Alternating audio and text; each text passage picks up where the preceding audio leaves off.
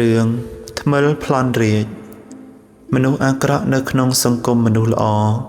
វាចាត់លាមកមិនរួចទេមានព្រះមហាក្សត្រមួយព្រះអង្គព្រះនាមសទ្ធាទេសៈមានព្រះរាជបុត្រ4ព្រះអង្គគឺលញ្ចទេសៈ1ថោលដ្ឋនកៈ1ខាឡាដនីយកៈ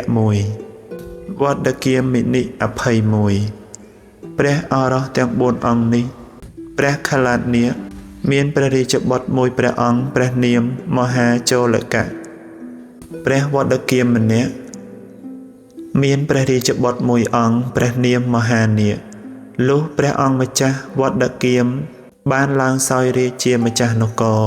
ក៏បានចាត់តាំងព្រះរាជនត្តាគឺចៅរបស់ព្រះអង្គក្នុងតំណែងជាព្រះរាជបុត្រព្រោះហេតុនោះទើបទ្រង់មានព្រះនាមប្រកាសថាបេតុរាជកាលព្រះអង្គគ្រប់គ្រងរាជសម្បត្តិនិងអាណាចក្រប្រជានុរាស្ត្របាន5ខែមានថ្មិលគឺមនុស្សជាសត្រូវសពកាល5រូបគឺថ្មិលឈ្មោះជោលហដ្ឋៈ1ពាហិយៈ1ពុញ្ញយមា1បៃលយមា1ទាធិយៈ1ចូលមកឡោមព័ទ្ធប្រាថ្នានឹងយករាជសម្បត្តិសោយដោយធ្វើគុតព្រះចៅម្ចាស់ផែនដីចោលព្រះរាជាទ្រង់ចេញច្បាំងជាមួយនឹងថ្មិលទាំងនោះតែមិនឈ្នះវាក៏ទ្រង់នាំព្រះទេពីអនុឡាជាព្រះអគ្គមហេសីមហាជលកៈជាព្រះរាជនត្តាមួយព្រះរាជបុត្រព្រះនាមមហានាគមួយរត់ទៅពួនក្នុងព្រៃក្បែរវត្តវេស្សគិរីប្រទេសម៉ាឡៃពេលនោះមានព្រះថេរៈមួយព្រះអង្គព្រះនាមកុធិកលៈជាជីតនរបស់ព្រះអង្គតែងឲ្យព្រះក្រយ៉ាស្ងោយជារៀងរាល់ថ្ងៃព្រះរាជាកាលគង់ក្នុងព្រៃក្បែរវត្តវេស្សគិរីប្រទេសម៉ាឡៃនោះទ្រង់ពុំប្រងើយកន្តើយសោះឡើយចេះតែប្រមូលពលនិកាយមករួបរวมបានអាមាត្យ8នាក់ឈ្មោះកវិស័យស័កនិងឧត្តយៈជាដើមដែលសុទ្ធតែជាមេទីហ៊ានអាចបញ្ជាតបបានថ្ងៃមួយទ្រង់ព្រះពិរោធចំពោះមេទីហ៊ានស័យស័កជាពន់ពេកក៏ព្រះរាជបញ្ជាឲ្យគេកាប់ចោលយ៉ាងរុះរាន់ឯអាមាត្យ7នាក់ទៀតនឹកខឹងព្រះរាជាថាស្ដេចនេះជាមនុស្សត្រុសមិត្តទើបបោះបង់ព្រះអង្គចោលរត់ទៅតាមសេចក្តីប្រាថ្នាដល់ពាក់កណ្ដាលផ្លូវក៏ជួបនឹងពួកចោរដណ្ដើមយកសម្ពត់អស់ជាមនុស្សស្លៀកសម្បកឈើហើយចូលទៅក្នុងវត្តហំពកលកៈក្នុងវត្តនោះមានព្រះថេរៈមួយអង្គជាអ្នករៀនយកនិកាយ4ឃើញអាមាត្យទាំងនោះក៏យកសម្ពត់និងស្ករអំពៅជាដើមដែលទាយុគេប្រគេនក្នុងថ្ងៃនោះមកឲ្យហើយពោលថាឧបាសកទាំងឡាយបានអ្នកធ្វើសេចក្តីស្និទ្ធស្នាលជាមួយព្រះសង្ឃបានចូលទទួលវត្ថុទាំងនេះចុះអាមាត្យក៏ពោលថាបបិទ្ធព្រះអង្គដ៏ចម្រើនយើងខ្ញុំអាចធ្វើស្និទ្ធស្នាលនឹងព្រះសង្ឃបានព្រះមេត្តាបិតាជាឧបាសកឧបាសិកាសុទ្ធសាធព្រះថេរៈសួរថាអ្នកទាំងឡាយនៅក្នុងទីណាពួកអាមាត្យក៏ទទួលតាមដំណឹងសពគ្រប់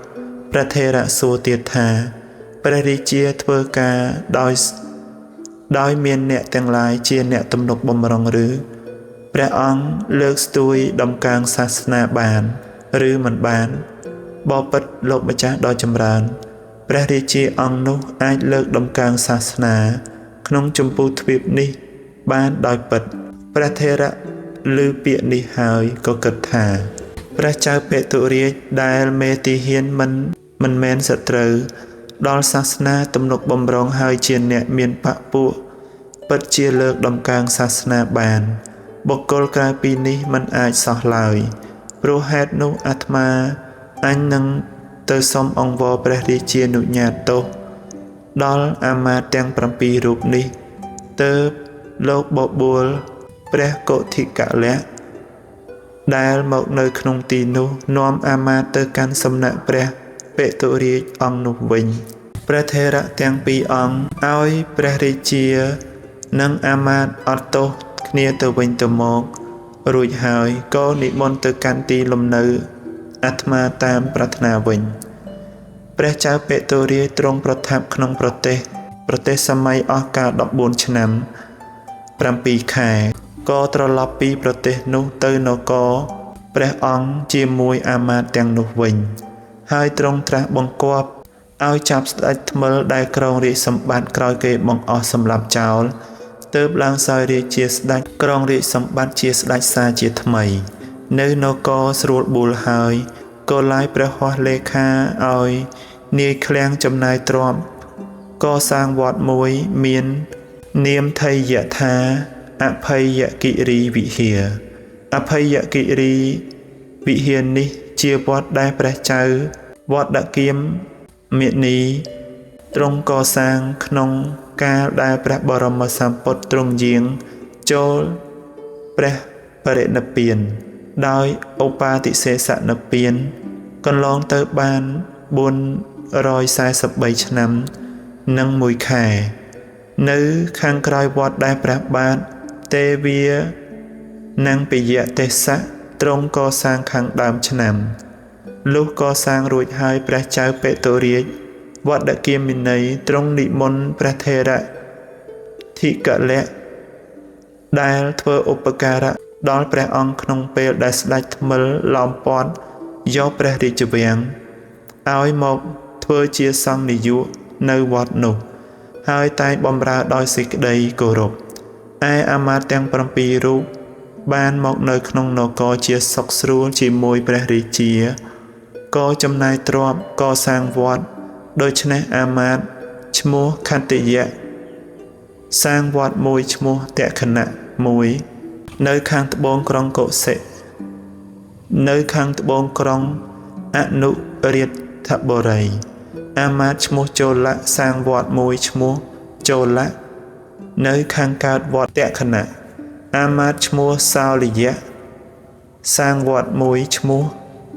សាលយៈអាមាត្យឈ្មោះបបកៈបានសាងវត្តឈ្មោះបបកៈអាមាត្យឈ្មោះទេសៈបានកសាងវត្តឈ្មោះទេសៈអាមាត្យទាំង5រូបកសាងវត្តម្នាក់រួចហើយក៏និមន្តព្រះសង្ឃទេសៈថេរៈដែលគង់នៅវត្តហំផលកៈធ្លាប់ធ្វើឧបការៈមុនដល់ខ្លួនទើបប្រគេនវត្តទាំង5នោះឲ្យលោកគង់ថែទាំព្រោះហេតុនោះបានជាព្រះមហានាមលោកពោលគាថាក្នុងគម្ពីរមហាវង្សថាអាមាត្យទាំងឡាយក៏ពោលប្រគេនថាយើងខ្ញុំប្រគេនវត្តដែលបានឲ្យជាងកសាងដល់លោកម្ចាស់ដោយអំណាចនៃបដិសន្ធារៈរបស់លោកព្រះថេរៈក៏ចាត់ចែងភិក្ខុទាំងឡាយនៅក្នុងវត្តអស់កាលដ៏សមគួរពួកអាមាត្យតែងប្រគេនបច្ច័យទាំងឡាយផ្សេងដ៏សមគួរដល់សាមណភិក្ខុសង្ឃនិយាយពីព្រះចៅបេតុរាជកាលទ្រង់គ្រងរាជ្យដោយដើមវិញហើយទ្រង់បានចំណាយព្រះរាជទ្រព្យធ្វើបុណ្យជាច្រើនដរាបដល់និមន្តព្រះថេរៈចោលព្រះពុទ្ធវចនៈគឺព្រះត្រៃបិដកដាក់សាស្ត្រាស្លឹករឹតហើយស្ថិតនៅជាសុខរាជសម្បត្តិតាមសមគួរដល់ព្រះជន្មាយុទើបសោយព្រះទីវង្គតទៅកាលព្រះចៅបេតុរាជសោយទីវង្គតទៅឥស្សរជនទាំងឡាយមានអាមាត្យជាដើមបានអភិសេកព្រះរាជនត្តាព្រះនាមជលកៈនៃព្រះអង្គជាម្ចាស់គ្រងរាជសម្បត្តិដំណរព្រះវង្សមកដោយការអន់ព្រះតីនិងការក្តៅក្រហាយព្រះរាជបុត្រព្រះបេតុរាជព្រះនាមមហានាគក៏ភៀសព្រះអង្គទៅធ្វើចោរកម្មព្រោះហេតុនោះឯងទៅនៅអាស្រ័យក្នុងវិហារនាជនបទដោយព្រះតីរីករាយជាខ្លាំងបើមានភិក្ខុទាំងឡាយមិនឲ្យទីលំនៅក្នុងវត្តណាក៏ព្រះអង្គមហានាគនោះអន់ព្រះតីជាខ្លាំងតាំងចិត្តថាចងពៀលុះបានសោយរាជក៏បង្គាប់ឲ្យព្រះរាជឲ្យរាជបុរសរុះរើវត្តទាំងនោះចោលទាំងអស់ព្រោះហេតុនោះបានជាមហារាជពោលព្រះគាថាក្នុង បរិច្ឆេទទី35នៃគម្ពីរមហាវង្សថាព្រះរាជបុត្រព្រះចៅវឌ្ឍគាមិនីល្បីឈ្មោះចៅនាគមានសភាពជាចៅក្នុងព្រះរាជព្រះចៅមហាជលកៈត្រាច់ទៅក្នុងកាលនោះកាលព្រះបរមជលកៈសោយទីវង្គតទៅក៏មកសោយរាជវិញចៅនាគនោះមិនបាននាំនៅក្នុងទីណាក្នុងកាលដែលខ្លួនធ្វើចោលជាអ្នកមានគំនិតអាក្រក់អាចញ៉ាំងរាជបរោះឲ្យរុះរើវត្តទាំង18នោះអស់ចៅនាគនោះជាស្ដេចលាមកត្រូវព្រះទេពីជាអគ្គមហេសីស្នើឲ្យស៊ីថ្នាំពឹសក៏ស្លាប់ទៅកើតក្នុងលោកន្តរនរកឯណោះ